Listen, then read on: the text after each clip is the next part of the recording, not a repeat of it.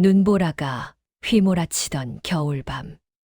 산길 다리 밑에서 한 여인이 무언가를 발견했습니다. 너무 추워. 사람인가? 가까이 다가간 순간 이 추운 겨울에 맨발이야? 송이는 직감했습니다. 누군가 이 노파를 죽으라고 버렸다는 걸. 그런데 그때 눈 속에서 나온 건 이게 뭐지? 산속 노파가 가질 수 없는 물건이었습니다. 그 순간 송이는 알았습니다. 이 노파의 정체가 평범한 사람이 아니라는 걸. 중전 마마를 지켜야 돼. 안녕하세요, 여러분. 오늘도 밤에 전해지는 야담 찾아주셔서 진심으로 감사드립니다. 구독과 좋아요, 알림 설정은 저에게 큰 힘이 됩니다. 이제 이야기를 시작해 볼까요? 춥다. 이 바람에 얼어 죽겠네. 24살 젊은 여인 한송이는 떨리는 손으로 장작한 아름을 가슴에 껴안았습니다. 눈보라가 휘몰아치는 겨울 산길, 다리 밑을 지나가는데 어디선가 희미한 신음소리가 들려왔지요. 저게 무슨 소리지? 송이는 귀를 쫑긋 세웠습니다. 바람 소리에 섞여 들리는 가냘픈 신음. 분명 사람 목소리였습니다. 송이는 조심스럽게 다리 밑으로 내려갔습니다. 어둠 속에서 무언가 번쩍이는 게 보였지요. 가까이 다가가 보니 비단 조각이 눈 속에서 펄럭이고 있었습니다. 이게 뭐지? 이런 비싼 비단이 왜 여기에? 송이가 비단을 집어 들자 그 아래 사람의 형체가 드러났습니다. 나이 지긋한 노파가 눈 속에 쓰러져 있었지요. 어머, 사람이야. 송이는 급히 노파에게 다가갔습니다. 머리는 산발이 되어 눈과 뒤엉켜 있었고 한때는 고급스러웠을 한복은 찢어지고 흙투성이가 되어 있었습니다. 그런데 더욱 기가 막힌 것은 노파가 맨발이라는 것이었습니다. 이 추운 겨울에 맨발이라니. 누가 일부러 신발을 벗긴 거야? 송이는 노파의 발을 만져보았습니다. 얼음장처럼 차가웠지요. 발가락은 이미 동상으로 보라색이 되어 있었습니다. 송이가 비단 주머니를 펼쳐보니 봉황 문양이 정교하게 수놓아져 있었습니다. 이건 산속 노파가 가질 물건이 아닌데. 바로 그때 노파가 희미하게 중얼거렸습니다. 옥새, 지켜야. 중전마마. 송이는 깜짝 놀랐습니다. 중전마마, 이분이 대체. 할머니, 정신 차리세요. 송이가 노파의 볼을 톡톡 두드렸지만 반응이 없었습니다. 이대로 두면 밤을 넘기지 못하고 얼어 죽을 게 뻔했습니다. 송이는 잠시 망설였습니다. 자신도 시댁에서 쫓겨나 갈 곳 없는 신세였습니다. 초라한 오두막에서 하루하루 근근히 살아가고 있었지요. 하지만 그냥 지나칠 수가 없었습니다. 나도 시댁에서 쓸모없다고 버림받았잖아. 이분도 어디선가 버림받은 거야. 나라도 살려야지. 송이는 결심했습니다. 장작을 옆에 내려놓고 칠넝쿨과 나뭇가지로 썰매를 만들었습니다. 손끝이 곱아 피가 났지만 꾹 참았습니다. 할머니, 제가 모셔갈게요.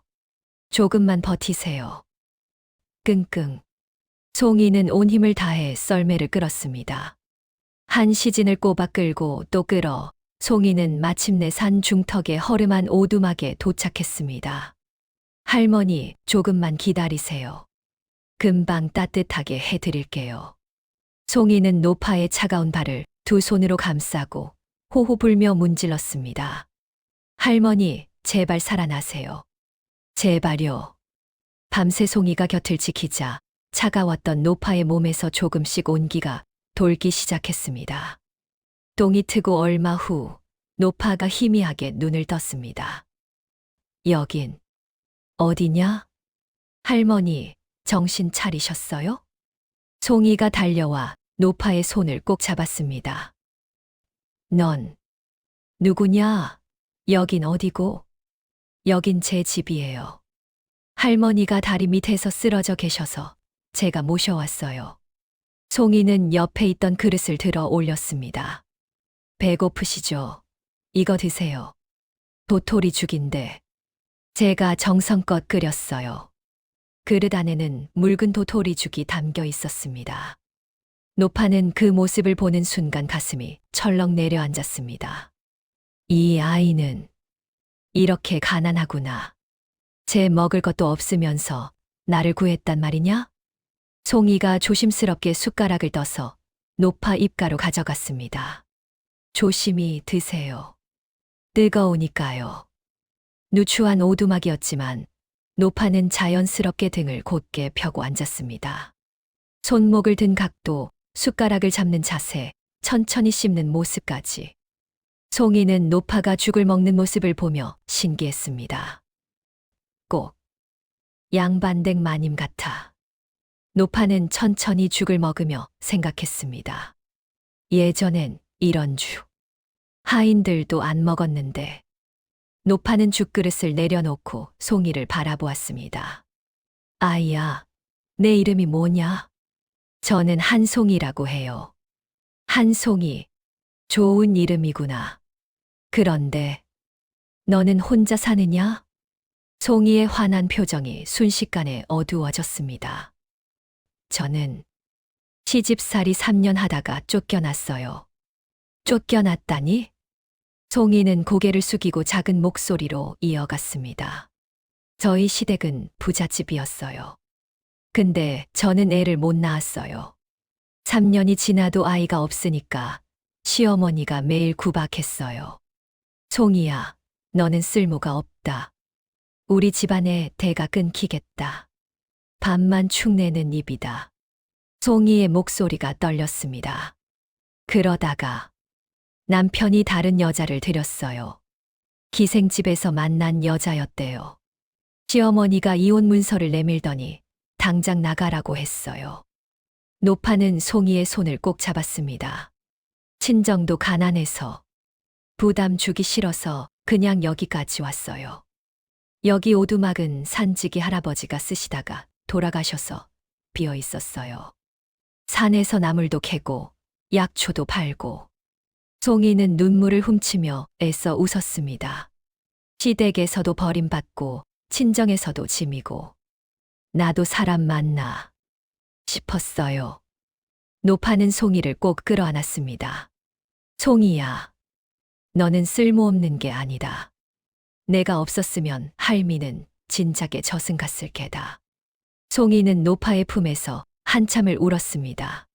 할머니, 이제 할머니랑 저랑 둘이 있으니까 외롭지 않아요. 노파는 송이의 등을 쓰다듬으며 마음속으로 다짐했습니다.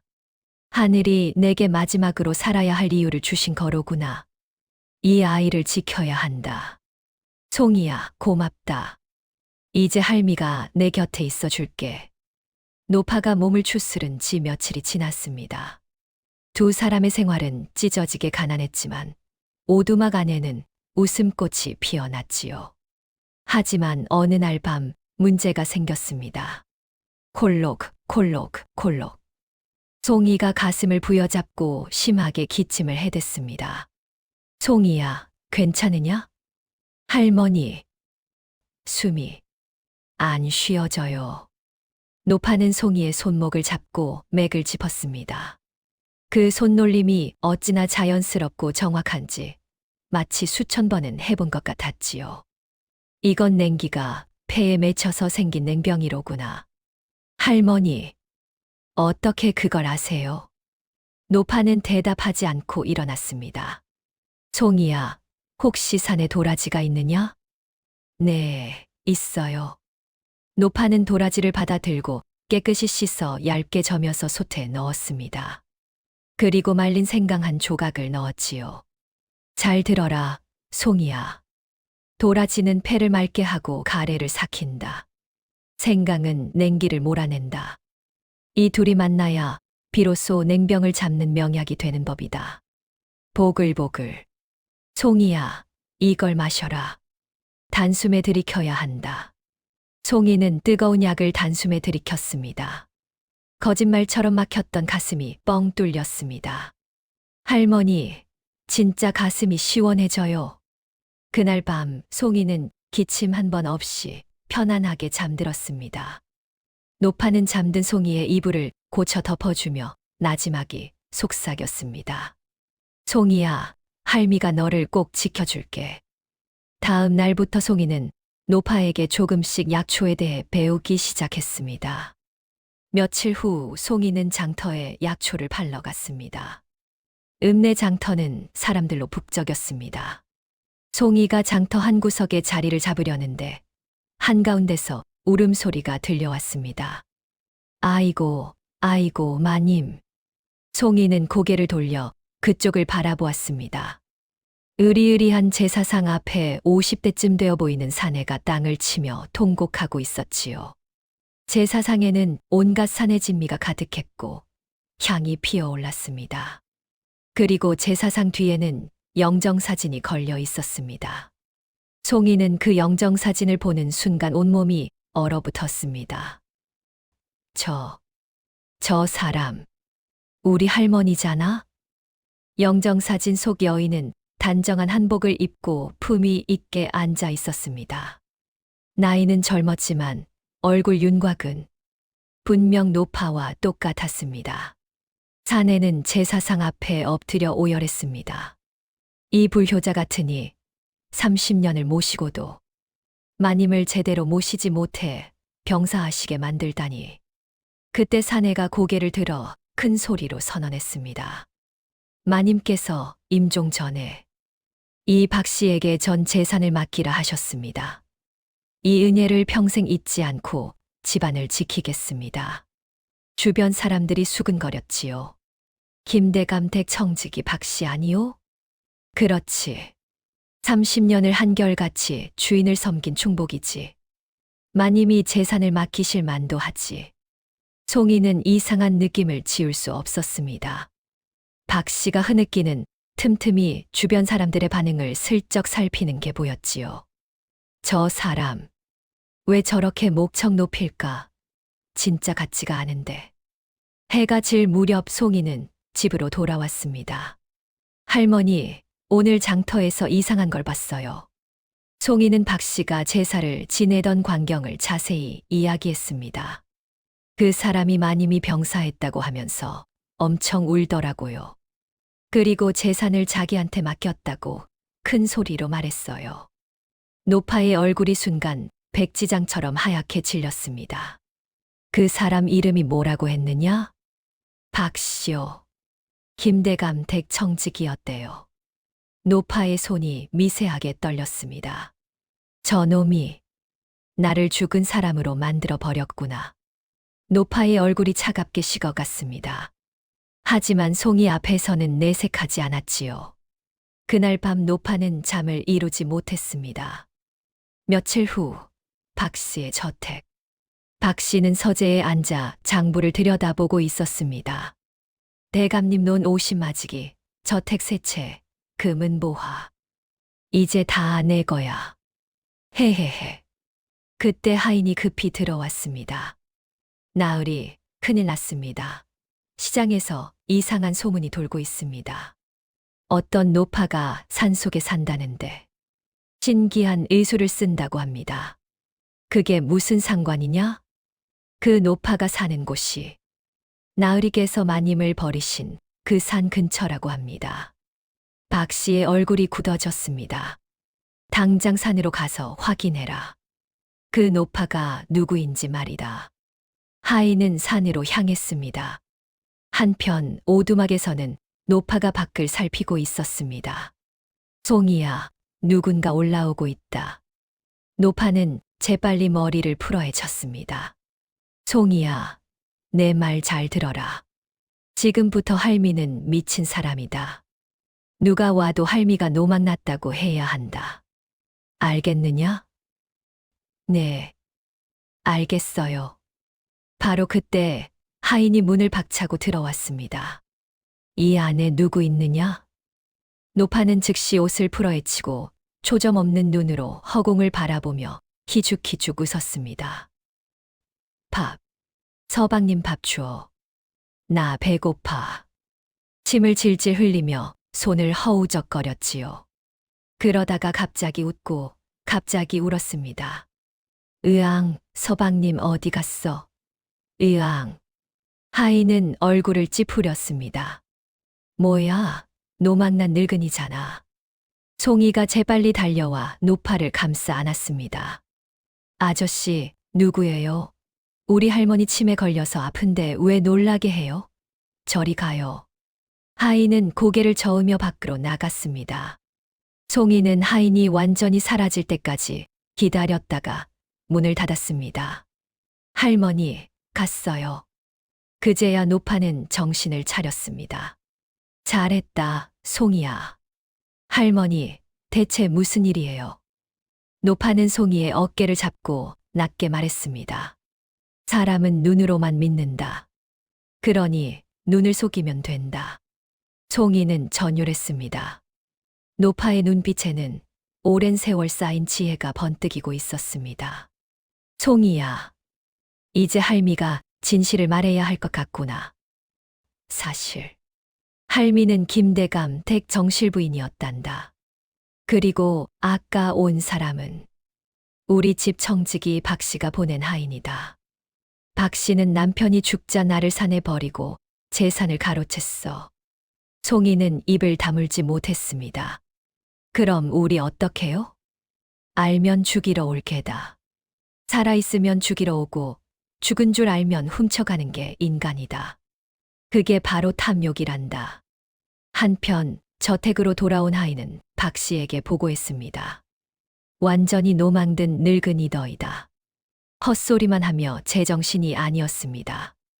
박 씨는 안도의 한숨을 내쉬었지만 완전히 안심할 수 없었습니다. 그래도 혹시 모르니 계속 감시해라. 봄이 깊어가던 어느 날, 읍내 관아에서 급한 소식이 들려왔습니다. 현감의 외동딸이 괴질에 걸렸다는 것이었지요. 송이는 장터에서 그 소문을 들었습니다. 현감 따님이 큰일 났대요. 고열에 온몸에 붉은 반점이 돋고 의원들이 다 포기했대요. 노파는 그 말을 듣고 얼굴이 굳어졌습니다. 송이야, 우리 관아에 가야겠다.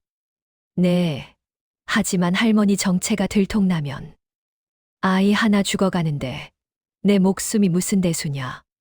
의원이라면 목숨을 살려야 한다. 두 사람은 관아로 향했습니다. 문 열어주세요. 따님을 고칠 수 있어요. 현감이 문 쪽으로 걸어 나와 지푸라기라도 잡는 심정으로 두 사람을 안으로 들였습니다. 방 안으로 들어서자 소녀가 이불을 덮고 누워 있었고 온몸에 붉은 반점이 돋아 있었습니다. 노파는 조심스럽게 소녀에게 다가갔습니다. 아이를 좀 보겠습니다. 노파는 소녀의 손목을 잡고 맥을 짚었습니다. 한참을 맥을 짚던 노파는 천천히 입을 열었습니다. 이건 열독입니다. 몸속에 쌓인 독기가 폐와 간을 공격하고 있습니다. 현감은 놀랐습니다. 다른 의원들은 모두 알 수 없는 병이라고만 했는데 그럼 고칠 수 있단 말입니까? 침으로 막힌 기혈을 뚫고 독을 빼내면 살 수 있습니다. 노파는 품속에서 침통을 꺼냈습니다. 노파가 침을 집어드는 순간 손끝이 미세하게 떨렸습니다. 송이는 울먹이며 노파를 바라보았습니다. 할머니, 정말 괜찮으시겠어요? 노파는 침을 쥔 채 눈을 지그시 감았습니다. 깊은 숨을 내쉬며 마음을 가다듬었지요. 두려움은 나를 볼 때 생기지만 용기는 환자를 볼 때 생긴다. 그 순간 기적처럼 손의 떨림이 딱 멈췄습니다.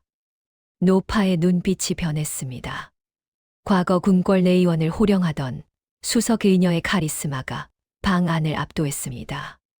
노파는 망설임 없이 전광석화 같은 솜씨로 소녀의 인중, 백회혈, 합곡혈에 침을 꽂아 넣었습니다. 한 시진이 지났습니다. 소녀가 기침을 하더니 입에서 검은 피를 토해냈습니다. 현관 부인이 비명을 지르려는 순간 노파가 침착하게 제지했습니다. 독이 빠진 것이다. 살았다. 노파의 단호한 목소리에 현관 부부는 입을 다물었습니다. 침을 모두 빼낸 노파는 다시 소녀의 맥을 짚어보았습니다. 창백했던 소녀의 얼굴에 서서히 붉은 혈색이 돌기 시작했습니다. 따뜻해. 소녀가 희미하게 웃으며 말했습니다. 현관 부부는 서로를 껴안고 울었습니다. 노파는 조용히 뒤로 물러섰습니다. 현감이 노파의 정체를 묻으려는 순간 노파가 먼저 말을 끊었습니다. 지금은 이름이 아니라 아이 건강부터 챙기시오. 현감은 노파의 위험에 압도되어 고개를 끄덕였습니다. 이 노파는 보통 사람이 아니다. 노파는 송이의 손을 잡고 방을 나섰습니다. 하지만 그들은 몰랐습니다. 관아 담장 어둠 속에서 한 사내가 그들을 지켜보고 있다는 것을 말이지요. 그날 밤 박 씨의 저택. 박 씨는 초조하게 방 안을 서성이고 있었습니다. 그때 관아 쪽으로 염탐을 보냈던 하인이 숨이 턱끝까지 차서 뛰어들어왔습니다. 나으리, 큰일 났습니다. 관아에서 나온 그 노파. 산길을 오르다 바람에 쓰개가 벗겨졌는데 눈매며 걸음걸이가 마님과 똑같았습니다. 뭐라고? 박 씨의 얼굴이 사색이 되었습니다. 만약 연심이 살아 돌아와 관아의 사실을 알린다면 내가 훔친 재산과 지위는 물거품이 되고 목이 달아날 판이다. 안 돼. 절대 안 돼. 여봐라. 당장 왈패들을 불러라. 곧 험상궂은 왈패 대여섯 명이 마당에 들어섰습니다. 박 씨는 묵직한 은자 주머니를 마루로 던졌습니다. 오늘 밤 산속에 있는 오두막을 태워버려라. 그 안에 있는 늙은이와 젊은 여자. 쥐도 새도 모르게 죽여야 한다. 왈패들은 몽둥이와 횃불을 챙겨 어둠 속으로 사라졌습니다. 한편 아무것도 모르는 산속 오두막. 노파와 송이는 평화롭게 잠자리에 들 준비를 하고 있었습니다. 할머니, 오늘 진짜 멋있으셨어요. 허허, 피곤하구나. 얼른 자자. 한밤중이었습니다. 갑자기 매캐한 냄새가 코를 찔렀습니다. 불이야, 할머니. 송이는 노파를 흔들어 깨웠습니다. 불길이 벌써 방문까지 번지고 있었지요. 송이야, 이불을 물에 적셔라. 송이는 황급히 물동이에 물을 이불에 끼얹고 젖은 이불로 노파를 감쌌습니다. 할머니, 제 등에 업히세요. 문을 박차고 나가거라.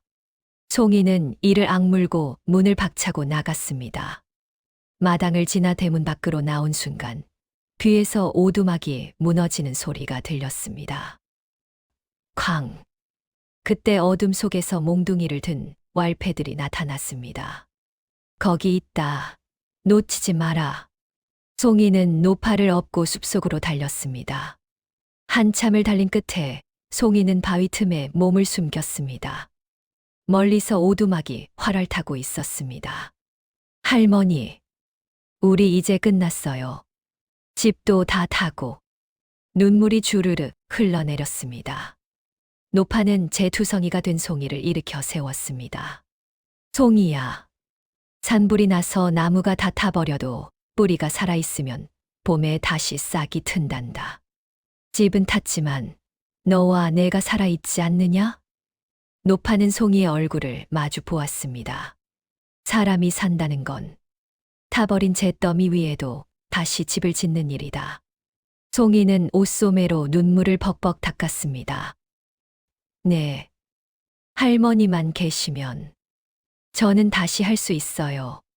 그리고 이제 박 씨를 끝장낼 때가 왔다.